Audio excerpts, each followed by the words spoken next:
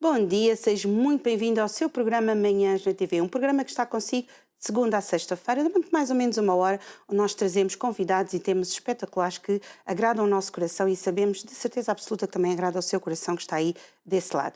Seja muito bem-vindo a este programa, nós estamos consigo um bocadinho por todo o mundo, através da internet nós chegamos literalmente a qualquer parte do mundo onde você esteja, para que você também tenha uma manhã bastante agradável, bastante informativa, uma manhã bastante alegre, tranquila, portanto, que esteja na nossa companhia e que o seu início de dia comece sempre da melhor forma. É verdade. E hoje nós temos um programa também muito bom para si e nós vamos estar à conversa com a Joana Garopa e vamos falar acerca do livro Manual de Sobrevivência para o Mundo Corporativo.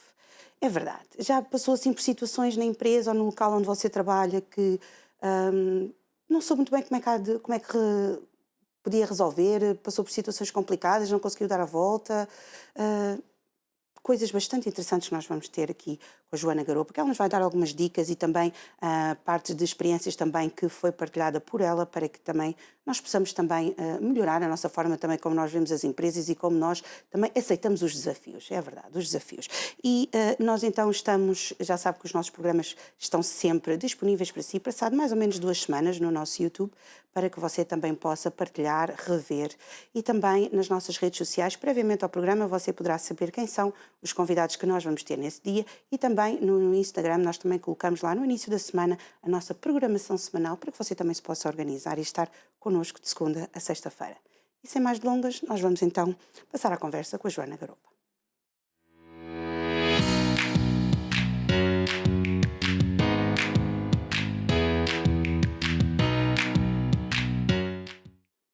E nós já estamos de volta. Bom dia, Joana. Bom dia, Sara. Obrigada por estar aqui connosco. Obrigada eu pelo convite de estar aqui. E a Joana está muito virada para a parte empresarial, não é? Para o mundo corporativo.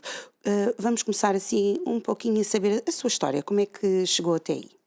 Bom, eu sou uma apaixonada constante pela publicidade e pela comunicação. Sempre fui, desde miúda, sempre gostei muito desta área. Quando tive que escolher o curso, não é? Aquela idade ali dos 17, 18, tive que escolher o curso. Sabia que queria um curso nesta ótica, tirei o curso de comunicação empresarial e enveredei por esse caminho. Sempre trabalhei. Os meus primeiros 10 anos de experiência são anos de agências, portanto, trabalhei em agências de relações públicas, agências de publicidade, portanto, mas sempre nesta lógica da comunicação e da publicidade.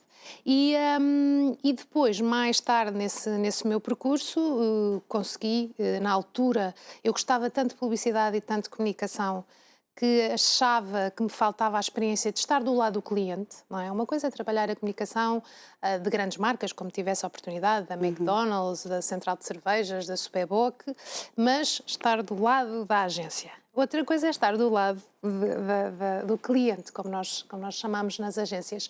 E, portanto, tive essa oportunidade de ir para a Siemens.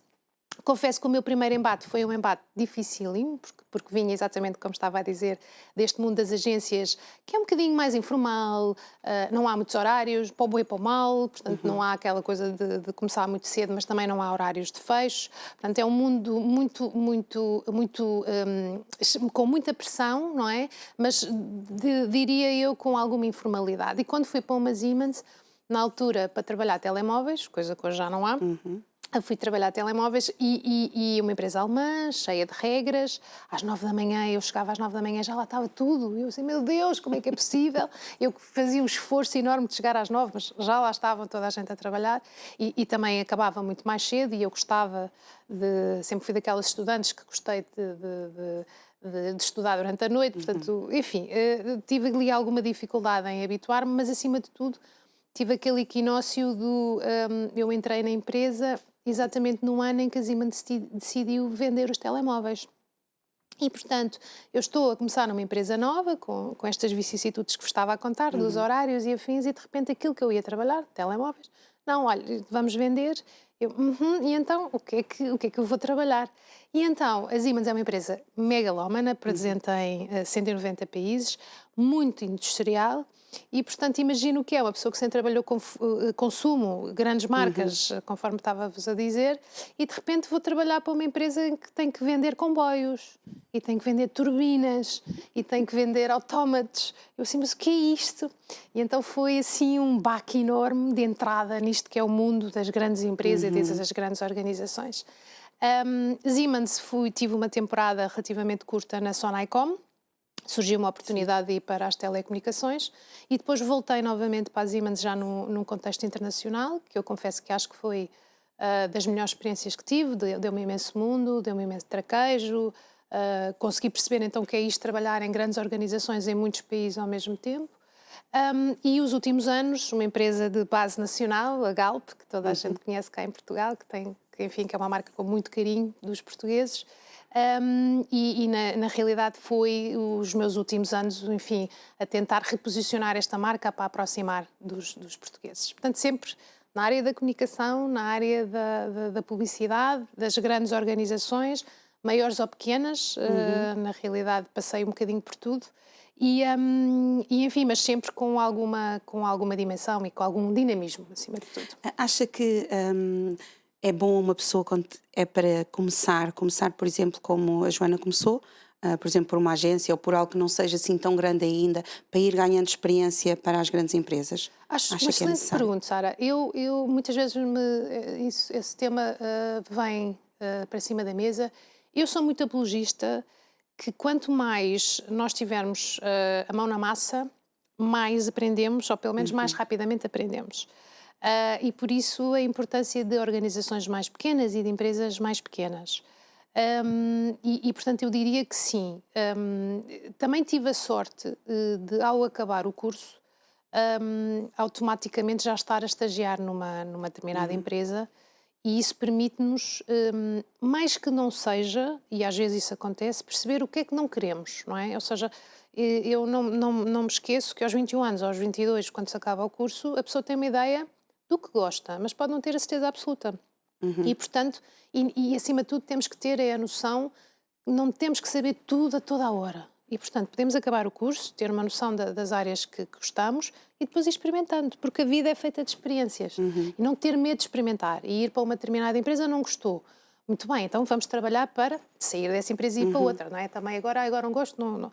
Não, é ter a certeza que vamos incorporando essas experiências, boas e más, e passamos para a próxima. E isso é que nos vai levando, não é? E vai nos construindo enquanto pessoas, enquanto profissionais. Porquê que achou necessário escrever este livro, que eu acho muito interessante, que é o Manual de Sobrevivência do Mundo Corporativo? Porquê que achou necessário escrever, partilhar as suas experiências? Sim, ou seja, não diria necessário. Era um sonho que eu tinha, eu sempre gostei muito de escrever. E à medida até que fui evoluindo na minha carreira, acabei por ir deixando de fazer determinadas coisas. E uma das coisas que, quando se passa para cargos de gestão, não é? em que se gere grandes equipas, uma das coisas que se faz menos é escrever, não é? Portanto, cada vez escrevemos menos, gerimos mais e escrevemos menos. E entretanto, surgiu um convite casual da editora, da Penguin, que tinha visto um programa que eu tinha feito, um bocadinho uma conversa como esta que estamos aqui a fazer, mas que tinha feito noutro contexto, com o Fred Canticastro, e eles gostaram da conversa que nós tivemos e convidaram-me para dar a perspectiva de uma mulher no âmbito das carreiras corporativas, não só em Portugal, mas nesta lógica da carreira no ponto de vista feminino. E à medida que fui escrevendo, achei que mais do que partilhar com as pessoas a minha experiência, gostava de ajudar de alguma forma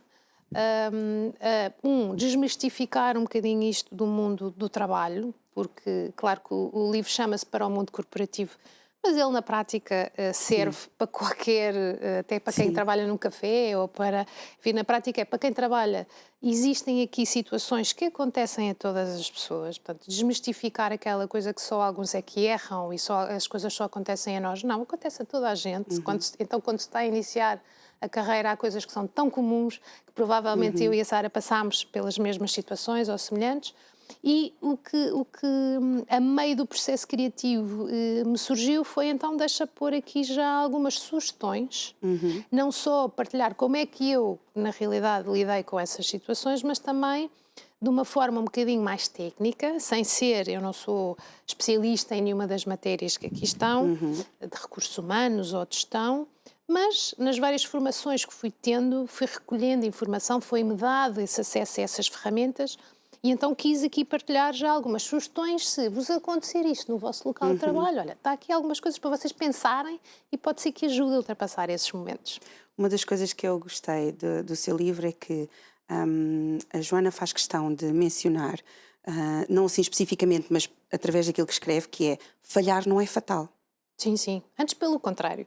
É essencial falhar para nós crescermos. E aquilo que a vida me diz é que, mais do que o ato em si, é aquilo que se faz com esse erro. Que é como é que nós o assimilamos, não o tornar a fazer, ou pelo menos ao fazê-lo novamente sabermos que estamos a fazê-lo, que também é um bom tema, que é a consciência do erro. Mas, acima de tudo, o que é importante é como é que nós lidamos com ele. Portanto, o que é que fazemos com essa experiência? Porque ela vai nos acontecer em tudo na vida, não é só na vida profissional, na vida pessoal, enfim, em tudo na nossa vida há sempre coisas que não nos vão correr conforme nós achávamos que iam correr. Não tem que ser necessariamente erros, na verdadeira acessão da palavra. São coisas que, enfim, a coisa podia ter sido gerida de forma diferente. Faz toda a diferença entre isso, olhar para isso e dizer, ok, eu com isto aprendi determinada coisa, portanto, sou uma melhor pessoa, e o que quer dizer que na próxima ocasião já vou lidar com isto de forma diferente, ou não fazer nada com esse erro e enterrar a cabeça na areia e dizer, meu Deus, porquê a mim?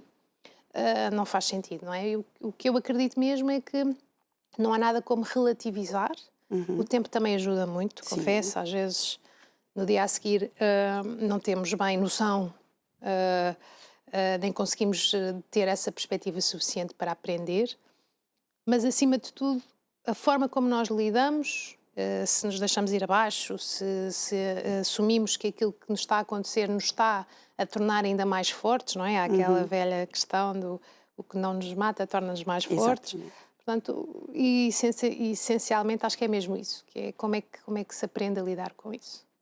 E em 2020 foi distinguida pela Marketer do Ano, considerada uma das melhores marketers com quem trabalhar em Portugal. É verdade, fiquei muito orgulhosa, como calcula, e sim, é um ponto alto da minha carreira, chegar em Portugal a esse estatuto, o que ajudou, como é evidente, algumas das experiências que coloco aqui no livro têm a ver exatamente com boas experiências que fui tendo. Estes anos foram anos muito com o tema Covid, da gestão das pessoas em casa. Bem ou mal, eu tinha uma equipa bastante grande, eram praticamente 30 pessoas, e passei por aquilo que praticamente nós todos passámos, não é? De não saber muito bem o dia da manhã, como é que as coisas se resolvem, e ao mesmo tempo ter que gerir aquelas pessoas todas, o seu alento, a sua dedicação, não é? Dar ali alguma luz de como é que a coisa se vislumbra. Portanto, foram anos bastante interessantes estes últimos anos. Também é mentora no programa European Professional Women Network. Sim, PW1. Exatamente. Que trata exatamente acerca da mulher no mundo do trabalho, não é? Exatamente. Porque muitas vezes nós pensamos, e isso é uma das coisas que está no seu livro também, que é, às vezes nós pensamos que a mulher resolve as situações, ou trata das situações, ou lida com as situações, muitas vezes da mesma forma que o homem. E muitas vezes não é assim, não é? Também porque a mulher também tem outra maneira de ser, outra forma de estar e de resolver as coisas. Mas, pela sua experiência, é fácil uma mulher estar envolvida no mundo empresarial hoje em dia? Eu não sei se é fácil ou difícil, ou seja, acho que já estamos numa altura em que, não desprezando e não sabendo a sua idade, mas acho que somos mais ou menos da mesma idade, exato. eu acho que as miúdas hoje já não colocam sequer essa questão. Nós ainda, quando começámos a trabalhar, e agora falo por mim, que é para não estar a pôr coisas na sua boca, quando comecei a trabalhar ainda havia relativamente poucas mulheres no mundo do trabalho e acima de tudo, começou a haver este tema de até que ponto é que as mulheres conseguem chegar a cargos de chefia. Portanto, já nem tem a ver com a presença no mercado de trabalho, mas sim como vingar nesse mercado de trabalho. E o que é facto é que eu estou nos 40, não interessa quantos, mas o que é facto é que entre os meus 20 para agora eu notei uma grande alteração, não só na partilha daquilo que são as tarefas domésticas de casa, portanto o tema da licença de maternidade agora já se fala em parentalidade, ou seja, existe uma tentativa de partilha entre a maternidade e a paternidade. Mesmo nas tarefas domésticas eu acho que os homens hoje estão muito mais atentos a esse ponto. E na realidade acho que é incontornável que aquilo, acho que a palavra obstáculo não é uma palavra bonita, mas vou usá-la. O grande obstáculo para as mulheres efetivamente vingarem no mundo do trabalho é a maternidade, porque ter filhos é connosco, não há como, a natureza assim o determinou. E o que é facto é que isso acaba por trazer contingências naquilo que são as carreiras, porque perde-se alguma coisa, não é? Uma escolha, não é? Quando se escolhe qualquer coisa está-se sempre a perder, não é? Ou seja, há sempre um caminho, quando eu escolho ir para a direita, quer dizer que deixei de ir para a esquerda. Portanto, é um facto da vida. E com as mulheres é a mesma coisa, quando eu escolho ser mãe, quer dizer claramente que há qualquer coisa, o tal lado esquerdo, que eu vou ter que deixar de fazer, nem que seja temporariamente. E isso muitas vezes depois tem consequências, efetivamente, naquilo que são as carreiras das mulheres, ou pelo menos na forma como o comboio passa. De qualquer forma, eu acho que hoje em dia há muitos programas, a Professional Women Network é um deles, que tenta, acima de tudo, criar redes de network entre mulheres, que é um dos pontos que se percebe nos mercados de trabalho, seja ele quais for, é que os homens, como já estão há mais tempo também neste jogo, têm redes de contacto e usam de uma forma muito diferente das mulheres, não é? Os homens vão jogar futebol ao fim do dia. E aquela rede daquele jogo vai funcionar para outras coisas que não só o seu jogo de futebol. Nós, mulheres, nesse aspecto, somos muito mais tímidas, não é? Portanto, nós provavelmente não vamos jogar futebol a seguir ao trabalho, quanto muito vamos para a ginástica ou vamos à hora de almoço. Mas vamos com pressa para cumprir aquela meia hora, para não perder absolutamente nada. Se calhar até conhecemos algumas das pessoas com quem fazemos ginástica, mas, quer dizer, não é aquela relação que nos move. E os homens são muito mais trabalham muito melhor essa lógica. Portanto, redes como a Professional Women Network ou outras, na realidade o que tentam trabalhar é tornar essas redes uma realidade através da rede, programas de mentoria, que também é outro tema muito importante nesta lógica da diversidade, a identificação de role models, não é? Daqueles modelos, aquelas mulheres modelo, em que eu olho e digo, é possível ser CEO de uma grande empresa porque aquela senhora é a CEO desta empresa e, portanto, eu posso lá chegar. Portanto, tornar, através destes modelos, tornar muito mais claro o que é que as mulheres podem ou não podem conseguir, é só uma questão de quererem e lutarem por isso. Programas também de formação, seja de liderança, seja de gestão, portanto, eu recomendo evidentemente a Professional Women Network, onde sim sou mentora, onde tenho tido experiências fantásticas com os meus mentees e acima de tudo o que recomendo é qualquer mulher que tenha pretensões efetivamente a crescer dentro das suas organizações. Hoje em dia há muito apoio, há imensas associações, instituições e mesmo dentro das empresas, nomeadamente eu penso que não há nenhuma grande organização em Portugal que não tenha hoje em dia um programa ligado à diversidade de género para apoiar efetivamente as suas colaboradoras a poderem vingar dentro das organizações. Porque é importante nós como mulheres também percebermos que nós conseguimos chegar a qualquer lado. E em certas alturas da vida, não é? Aos 20 não é a mesma coisa que aos 30 e aos 30 não é a mesma coisa que aos 40. Por exemplo, eu acho a fase dos 40 maravilhosa, gosto muito mais do que a fase dos 20 ou dos 30, porque nós já temos uma experiência diferente, as nossas prioridades também vão mudando, não é? Mas isso não quer dizer que nós, como mulheres, não possamos chegar a cargos grandes, não possamos fazer outras coisas, não possamos ter outros cargos, por exemplo, dentro da empresa, que se calhar a gente, olhando à primeira vista, se calhar a gente diz, isto para mim não dá. Sim, sim, Não sim, é? sem dúvida, sem dúvida. Daí a importância de haver mulheres nesses papéis. Provavelmente, Sara, há imensas miúdas que a veem e dizem, não, eu posso chegar ao seu lugar porque veem-na a si. E daí a importância destes modelos e de dar visibilidade a estas mulheres que têm cargos Sim. que são efetivamente de liderança, de gestão, de sucesso, que é para incentivar e inspirar as miúdas que estão agora a sair das universidades e dizerem, é fácil. Não diria, o tema não é fácil, é possível. É possível, Não, é possível. porque a mulher na liderança, a mulher como líder, tem uma forma muito diferente do homem, não é? Mas não quer dizer que não consiga as mesmas coisas e os mesmos objetivos, não é?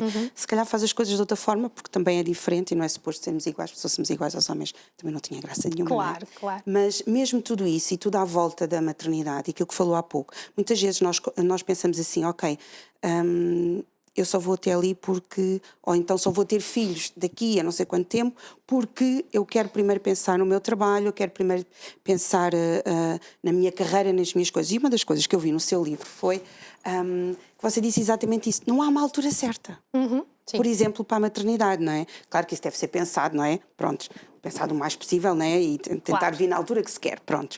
Mas não há uma altura certa. Nós muitas vezes temos a tendência, mesmo, digo como mulheres, como homens, né? Muitas vezes, agora, isto não, mais para a frente. Agora o meu foco é a minha carreira. Mas eu acho que nós ficamos muito mais completos, e foi isso que eu percebi aqui no seu livro, quando nós conseguimos juntar tudo, a nossa vida toda. Sem dúvida, sem dúvida. E o tema da maternidade, e falo muito nisto aqui no livro, e dou o meu exemplo. Nós mulheres, e hoje em dia, então cada vez mais, fala-se muito no tema de ser mãe tarde. Não é? Quer dizer, agora há exemplos de mulheres que aos 50 anos são mães. Claro que são exceções, não é? Nós reconhecemos que são exceções, mas o que é facto é que se fala nesses exemplos. E, portanto, cria-se uma ilusão, e eu digo aqui e repito e sublinho, que é uma ilusão, que uma mulher aos 40 ainda vai a tempo de ser mãe. Vai.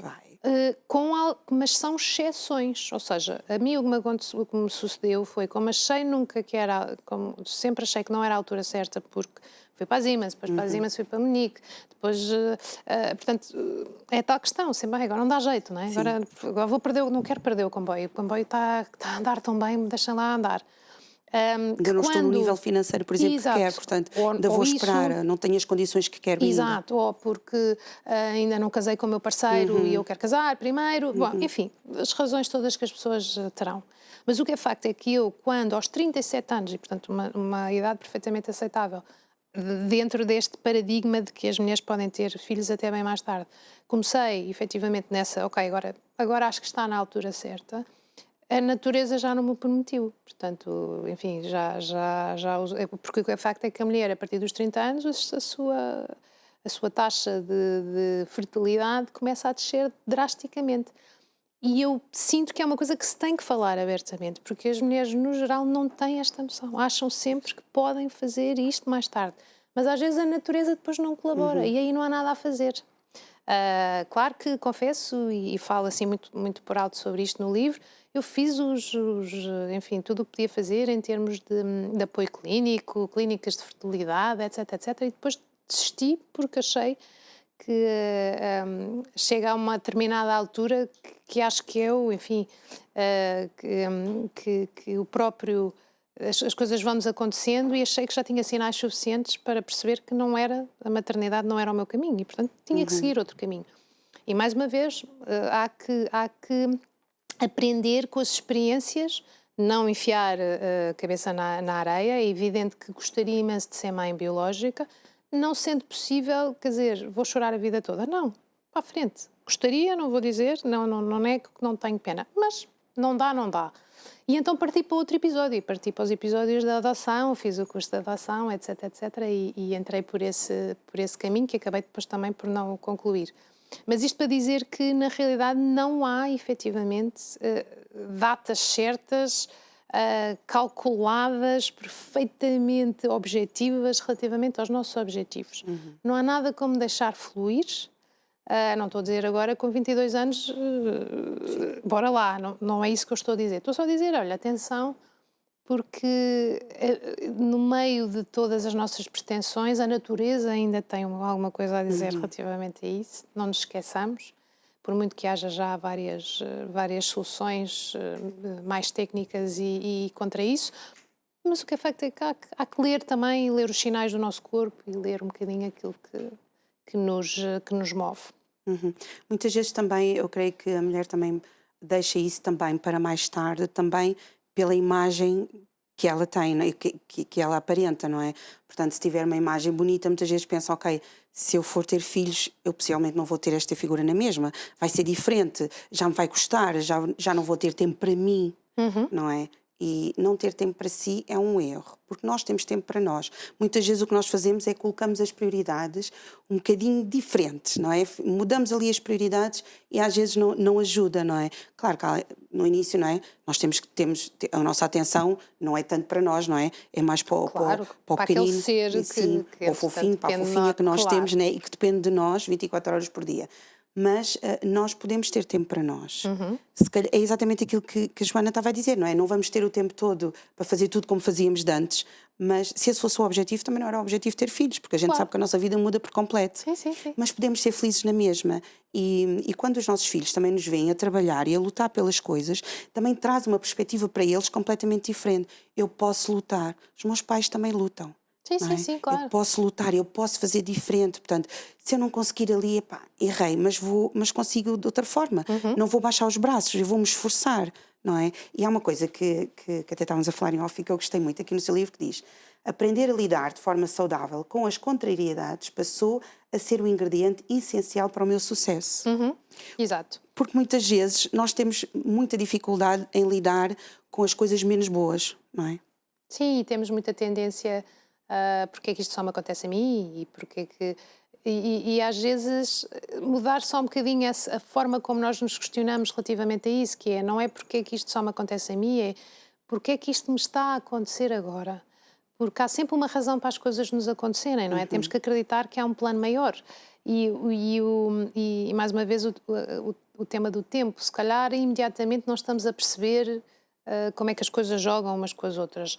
Mas eu acredito muito que as experiências que vamos tendo são sempre as boas e as más, são sempre necessárias para nós valorizarmos ainda melhor a próxima experiência que aí vem. E acredito também muito, é algo que eu advogo muito, que é, muitas vezes nós queremos muito uma coisa, mas o facto dessa coisa não nos acontecer é a melhor coisa que nos podia ter acontecido. Só que nós na altura não estamos a ver. É como é isso que, por exemplo, a história que estava a contar há bocado, o ter ido para uma Siemens para trabalhar telemóveis e de repente não vou trabalhar telemóveis, vou trabalhar comboios. Não é? Como calcula na altura, foi uma desilusão, que horror, o que é que eu percebo de comboios e do mundo corporativo. Olha, o que é que eu percebo do mundo corporativo? Eu venho das agências e quero coisas giras, enfim.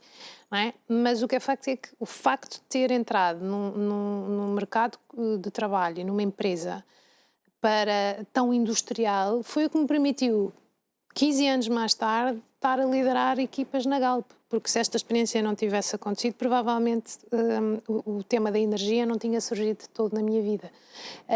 E, portanto, há que confiar que as coisas nos vão acontecendo por algum motivo. Nós, talvez na hora não estejamos a ver, mas acreditemos que as coisas todas depois encaixam no momento certo. Tem um capítulo que é Gerir pessoas dá muito trabalho. Sim, verdade. Mas é maravilhoso, não é? Eu acho super interessante, porque nós conseguimos lidar com o facto da pessoa estar bem disposta a estar triste, nos preocuparmos com ela, não é? Conseguirmos também fazer com que, quando estamos em cargos de liderança também, conseguimos descobrir o potencial da pessoa e ajudá-la ela própria, muitas vezes, a valorizar e a ver que muitas vezes a pessoa também não está a ver essa própria coisa que faz bem, não é? O seu potencial, não é? Mas dá muito trabalho. Dá imenso trabalho.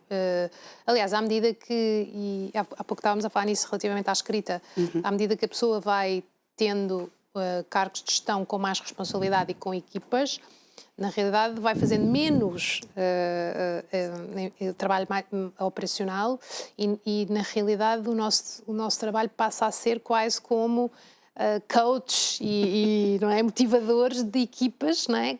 Que no fundo elas é que vão fazer e deixar e vão implementar aquilo que nós antigamente fazíamos. Portanto, e é algo, mais uma vez, que se aprende. Eu, quando as primeiras equipas que tive de gestão direta, eu era muito apologista de é para organizar um evento, vamos supor, e eu idealizava o evento, certo? Portanto, a entrada, a passadeira vermelha, isto, aquilo, pronto.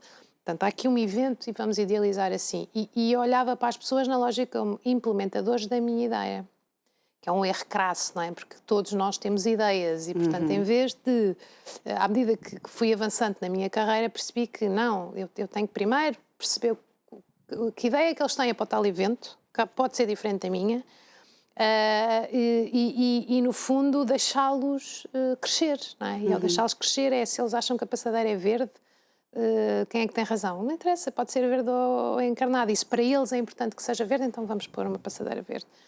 E isso é um caminho que se vai fazendo. Porque muitas vezes nós temos, exatamente, porque muitas vezes quem está em liderança pensa, ok, eu tenho esta ideia, é isto que eu vou mandar fazer, e acabou. Pois, mas achamos que as pessoas vão entregar exatamente aquilo que queremos. Adoramos dar ordens, vamos lá, adoramos dar ordens, não é? Eu quero isto assim, é assim que se faz. Gerir pessoas não é exatamente o oposto disso. Liderar pessoas é completamente diferente. É ouvir as pessoas, fazê-las desenvolver, ter em consideração que cada um é como cada qual. Portanto, há pessoas que lidam muito bem. Agora, por exemplo, com este tema da flexibilidade de trabalho. Há pessoas que lidam lindamente em comunicar-se com elas através do WhatsApp. Há pessoas que odeiam. Há pessoas que têm que ser o e-mail. Há outras que preferem o telefonema. E quando se gera uma equipa de 40 pessoas, em que tem que se pôr as pessoas a dar o seu melhor todos os dias, é bom que se saiba que, se calhar com esta vou falar de WhatsApp, para ali vou mandar um e-mail e aqui vou ter que telefonar. E também saber como é que nós falamos com cada uma, porque muitas vezes a pessoa que está em liderança acha que, ou por vezes nós apercebemos disto, que é, eu falo assim, é para todos assim.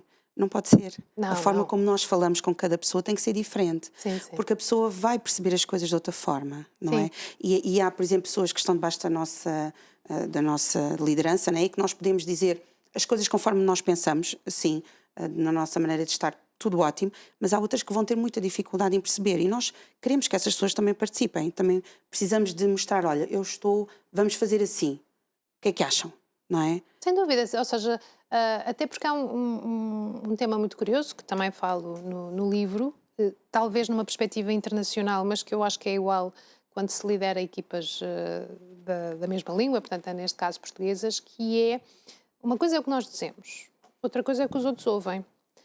E muitas vezes nós achamos que dissemos as coisas todas da forma mais correta e o outro, e à nossa frente as pessoas estão a ver as coisas de uma forma totalmente diferente.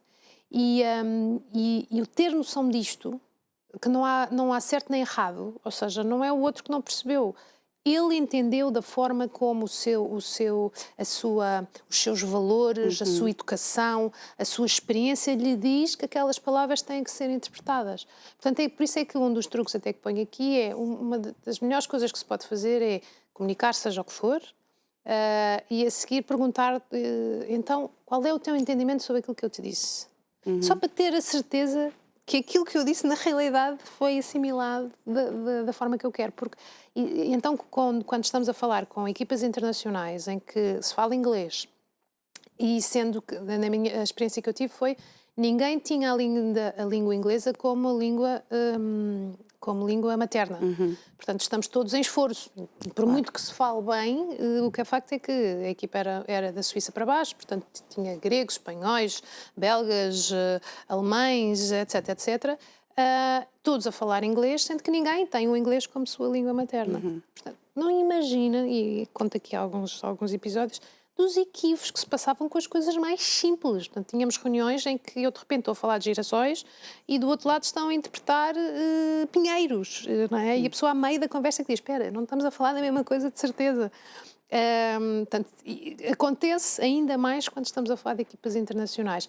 Mesmo com equipas, enfim, em que se fala o português, isto acontece imensas vezes. Eu tive agora há pouco tempo uma formação em que há um exercício muito curioso, em que simula-se uma situação em que há um diretor de recursos humanos a falar com um colaborador. Pronto. E estamos cerca de 12 pessoas na sala, estamos todos a ver a mesma situação, portanto não há diferença absolutamente nenhuma, todos portugueses, diferentes empresas, diferentes cargos de gestão, e no fim temos uma conversa relativamente à postura daquele diretor de recursos humanos e daquele colaborador. E chega-se à conclusão, em 12 pessoas que estão ali, há 6 ou 7 interpretações do que aconteceu. Desde eu achar que o diretor de recursos humanos foi super mole e super pouco dinâmico, e ao meu lado ter alguém a dizer, não, eu até achei que ele tinha sido um bocadinho agressivo. E para mim, como agressivo? Então, senhor... Ou seja, mas o ponto é, cada um de nós faz interpretações diferentes daquilo que vê. E, portanto, gerir pessoas significa estar atento a isso e a ter noção que do lado de lá, claramente, cada um pensa e tem os seus valores, as suas experiências, que fazem com que as coisas, na realidade, não sejam só como nós achamos que elas são. E também perceber, quem está em liderança, que as pessoas têm as suas limitações, não é? Muitas vezes nós queremos que todos deem um litro, todos façam as mesmas coisas, mas na realidade não é bem assim. Sim, ou seja, os estímulos são diferentes, não é? Há pessoas que valorizam... convenhamos, uma pessoa trabalha bem e sente-se bem no seu local de trabalho, das duas uma, ou porque se sente que o seu trabalho contribui, e, portanto, sente-se reconhecida por aquilo que faz, a chefia reconhece, a estrutura reconhece que o seu trabalho é importantíssimo, seja o que for aquilo que faz, ou se sente ouvida. Não é? Se a pessoa não se sente reconhecida naquilo que faz, é indiferente ao seu trabalho, e sente que ninguém a ouve, essa pessoa nunca vai conseguir fazer bem o seu trabalho, nem é fazer bem, não vai ter grande interesse em fazer bem o seu trabalho, porque ninguém a ouve e porque ninguém reconhece aquilo que faz. Portanto, há sempre que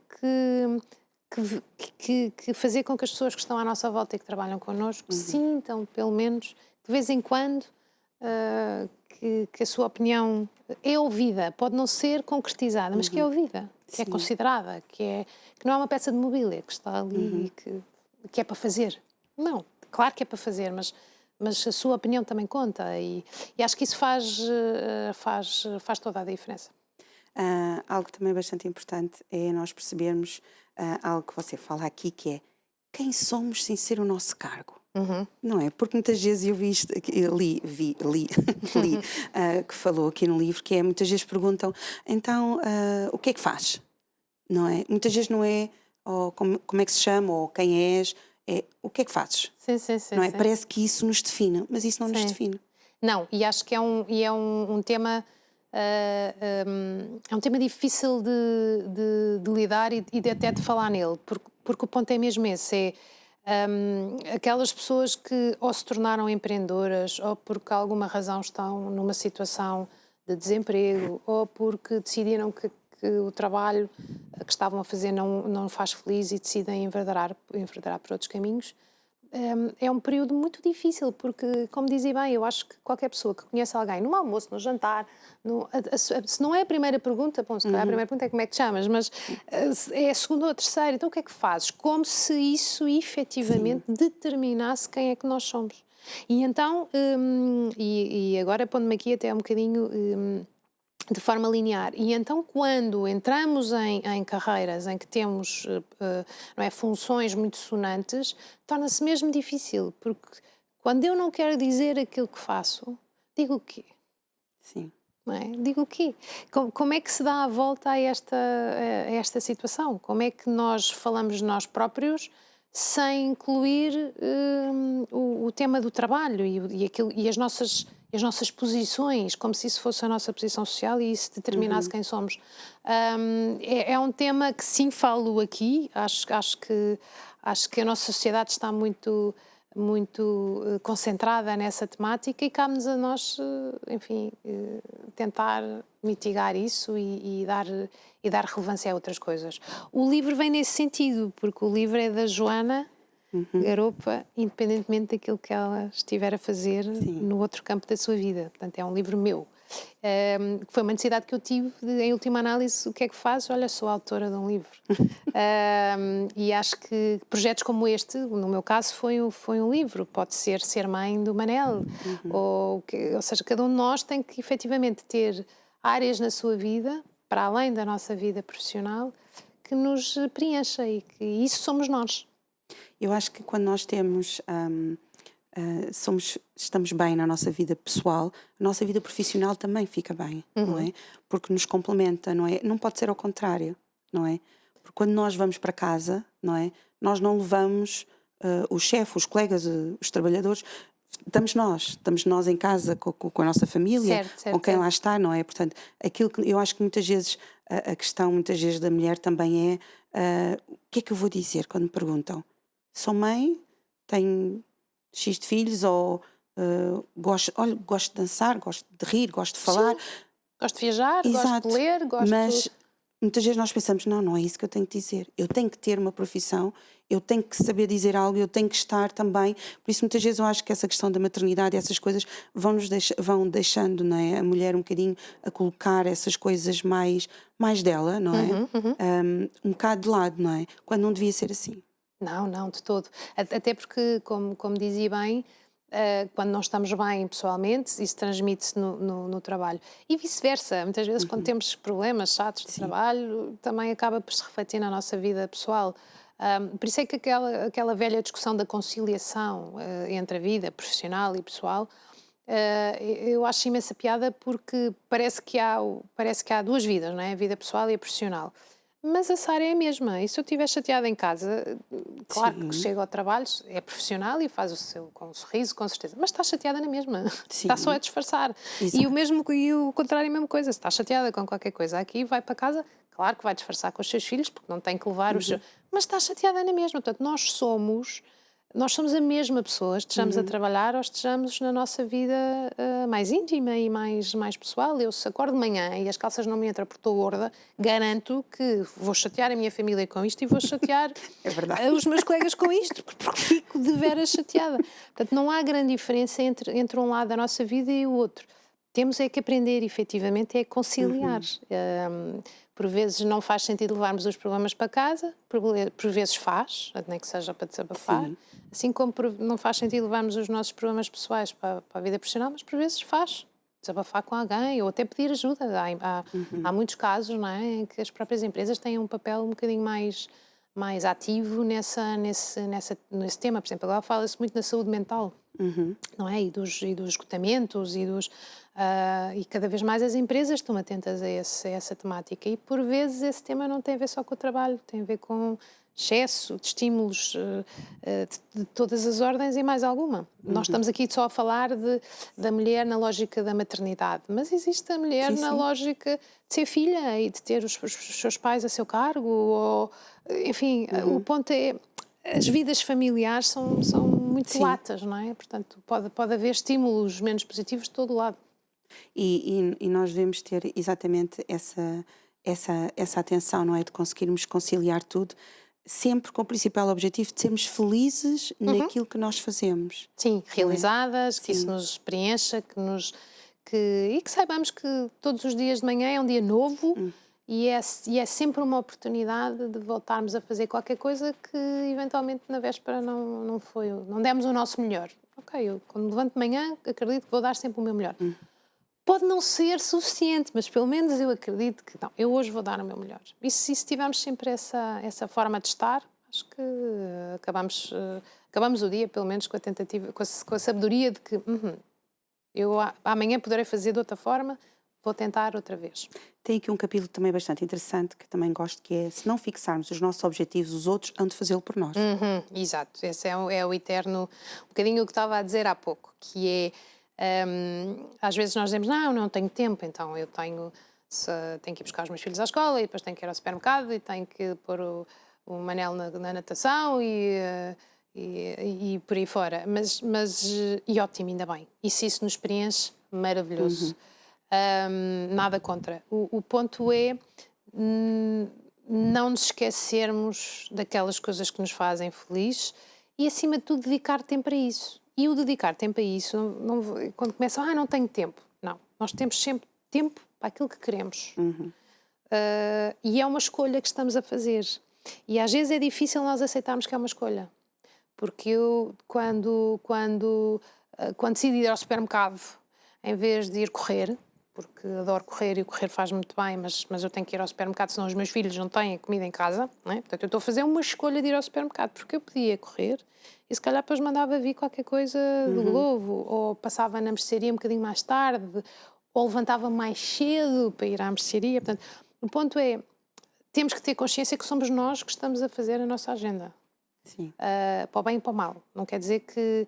Eu reconheço também que há vidas muito difíceis e que nem tudo... que às vezes há vicissitudes e temas que são mesmo difíceis de gerir. Eu reconheço isso. Mas nunca deixar de acreditar que, efetivamente, a decisão de fazermos A e não fazermos B é nossa. Sim. E muitas vezes pensar... Também eu sou um bocadinho apologista de que se nós não quisermos fazer, tudo bem. Se nós quisermos fazer, tudo bem. Exatamente o que disse. Ser uma escolha nossa. Sim. E não pensar, eu não consegui fazer aquilo porque o outro fez não sei o quê, porque o outro tomou aquela decisão, então eu tive que tomar esta. Não, eu decidi tomar aquela decisão. Então eu vou para a frente com aquilo, não é? De acordo. É mesmo, eu acho que isso é uma questão de mentalidade. É como, dar-lhe aqui um exemplo. Você está a andar na rua e tropeça numa pedra. Uma pedra que está no meio da rua. Vê-se mais ou menos qual é a sua mentalidade, o que é que vai pensar. Portanto, tropeçou na pedra e pensa o quê? Se pensa assim, não vi a pedra, que chatice, quer dizer que está a assumir o tema para si. Outra coisa é, então estava aqui uma pedra no meio do caminho, mas quem é que pôs a pedra aqui no meio do caminho? Isto é a postura de alguém que acredita que as coisas que lhe acontecem não dependem de si.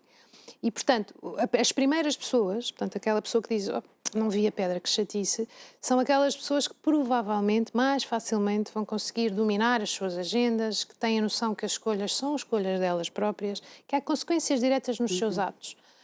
As outras são aquelas pessoas que vão sentir-se sempre injustiçadas e que os outros é que fazem as coisas e que elas não têm culpa daquilo que lhes acontece. Porque, repare, se nós dedicamos e investimos esforço em coisas que nós não dominamos, estamos a perder tempo. Sim. Não é? Portanto, eu há muitos anos atrás li isto e uso isto na minha vida, que é, eu estou a organizar um fim de semana com o meu namorado, super entusiasmada, e faço o programa todo. E quero ir à praia e fazer isto, aquilo e aquilo outro. E está o fim de semana todo a chover. Todo a chover. Portanto, não consigo fazer nada, estou o fim de semana todo chateada, corre tudo mal, etc, etc. E porquê? Porque vou dedicar a minha energia na única coisa que eu não posso dominar, que é o tempo. Pronto. Portanto, o ponto é, está a chover, facto. O meu chefe decidiu que eu agora, em vez de fazer 5 horas, faço 6 horas. Facto. Portanto, são coisas que eu não domino. Não vou perder tempo a pensar sobre isso. Agora, onde é que eu vou perder tempo? Vou perder tempo em, ok, está a chover, o que é que eu posso fazer com a chuva? O meu chefe quer que eu trabalhe mais 6 horas. Está feito. Então, como é que eu posso usufruir melhor das outras horas que não vou trabalhar? Portanto, vamos não ver as coisas como obstáculos, parece que nunca conseguimos passar. Não, porque quando nós não dominamos as questões, não vale a pena perder tempo a pensar nelas. Temos é que assimilar, não estou a dizer que agora de repente, que bom, trabalhar mais 1 hora, vou ficar muito feliz. Não é isso que eu estou a dizer. Sim. Estou só a dizer, não vale a pena estar a refilar com isso, porque o meu refilanço não vai mudar absolutamente nada, só vai infernizar a vida à nossa volta. Ao contrário, temos que ter energias positivas, que é então as outras horas que eu não estou a trabalhar, como é que eu vou fazer o melhor que posso com os meus filhos, sozinha, para ir correr, para fazer as coisas que gosto. E se nós dedicarmos a atenção a essas coisas e àquilo que nós dominamos, à tal agenda que somos nós que estimulamos, muito mais facilmente as coisas vão fluir. Se nós ficarmos completamente dedicados àqueles temas que não dominamos, só porque realmente eles não nos convêm, não gostamos, não queremos, enfim, dificilmente conseguimos sair desse negativismo, não é? Tem aqui um capítulo, já estamos nos 5 minutos finais do nosso programa, tem aqui um capítulo que é a tua marca. Sim. O que é que nós podemos esperar deste capítulo? Isto para si que ainda não tem o livro, mas daqui a bocadinho a Joana já vai dizer onde é que nós podemos encontrar o livro. A tua marca. Todos nós temos características, por exemplo, a minha característica, eu diria que sou uma pessoa sempre com muita energia e mais uma vez, tento sempre ver as coisas pelo lado positivo. Hoje não trouxe ténis, mas nestes ambientes corporativos, até uma das minhas características é eu faço questão de sempre de usar ténis nas reuniões de administração, etc, etc, para ser diferente, porque é a minha imagem de marca. Portanto, acima de tudo, o que eu desafio as pessoas no livro é perceberem quais são os seus traços característicos, não necessariamente físicos, não tem a ver com ténis, pode ter a ver, como estava a dizer, boa energia, pode ser alguém bastante analítico. Portanto, que características é que as pessoas têm, identificarem e depois puxarem por essas características. Nós temos normalmente mais facilidade em identificar onde é que não somos bons e depois fazer imensos cursos para colmatar aquilo onde não somos bons. Eu sou mais apologista de percebam mesmo onde é que são bons, onde é que vocês são barra, o que é que realmente gostam de fazer e são bons nisso, e desenvolver isso, porque aí a vossa marca vai surgir de forma muito natural. E é muito importante termos uma marca sólida, enquanto pessoas, enquanto personalidades, seja para o que for, para atender num café, para estar para ser a melhor cabeleireira, para ser o melhor atendedor na loja do cidadão, o que for. Portanto, o ponto aqui não é aquilo que fazemos que nos define, é a forma como nós fazemos as coisas que faz com que a nossa marca surja. Portanto, a importância de sermos nós próprios. Sem dúvida, acima de tudo. E confiarmos em nós, percebermos onde é que somos bons, que pode ser uma coisa pequena, não interessa. Mas se somos bons naquilo, então bora lá, vamos trabalhar ainda mais para sermos os melhores naquilo, seja o que for. Onde é que nós podemos encontrar o seu livro, Joana? Bem, para já está em todas as livrarias, confesso que eu ando inchada, não é? Porque entro na FNAC, na Beratrã, em todo lado, vejo o meu livro em todo lado. Portanto, para já em todas as livrarias, online também, no próprio site da Penguin, portanto, que é a editora. Podem encontrar, basicamente, em todos estes canais. O preço difere entre 16 euros e 18, alguns sítios mais ou menos, mas, portanto, bastante acessível.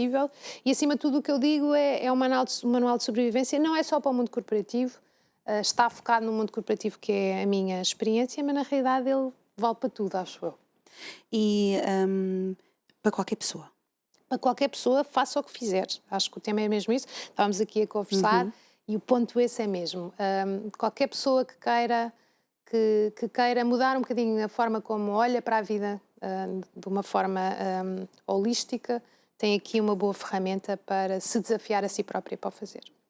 E podemos contar mais para a frente com mais livros seus? Olha, eu gostei imenso do exercício, uma boa pergunta. Eu gostei muito deste exercício, deu-me um prazer imenso. Conforme também disse logo no início, eu sempre gostei de escrever. Portanto, acho que reencontrei aqui uma paixão antiga que até já me tinha esquecido o quão era importante para mim. E sim, na minha agenda, na tal agenda, claramente o escrever voltou outra vez aqui para um papel de grande relevância. E tenho já uma ideia para um segundo livro. Não sei se vai ser já, se não, mas está nos meus planos. Com temas diferentes? Sim, um tema relativamente diferente, também virado para, mais uma vez, com base em alguma experiência que eu tenha passado, não necessariamente no setor empresarial. Mas pronto, vamos ver. Muito obrigada, Joana, por ter estado aqui connosco. Nada, obrigada eu. Gostámos imenso. E eu acredito que você aí em casa também gostou imenso do nosso programa com a Joana Garopa. E também o livro, já sabe, o Manual de Sobrevivência no Mundo Corporativo, que eu acho que você vai adorar, porque eu gostei imenso do livro. Já sabe, esta entrevista vai estar disponível para si daqui a mais ou menos 2 semaninhas no nosso YouTube, para que você possa relembrar e também que você possa partilhar este programa. E também no nosso próximo programa, se for às nossas redes sociais, vai poder saber quem é que vai estar connosco. Vamos ter também um programa bastante interessante com temas bastante atuais e temas que com certeza vão despertar a sua atenção aí desse lado. E nós queremos que você continue a colocar lá o seu gosto, o seu like, o seu comentário, os seus comentários em relação aos programas que vê, aos convidados que nós temos, alguma pergunta que você queira fazer. Nós estamos sempre abertos para que você possa também fazer parte ativa do nosso programa, porque nós existimos porque você está aí desse lado. É sempre um prazer estar consigo. Nós contamos consigo no próximo programa.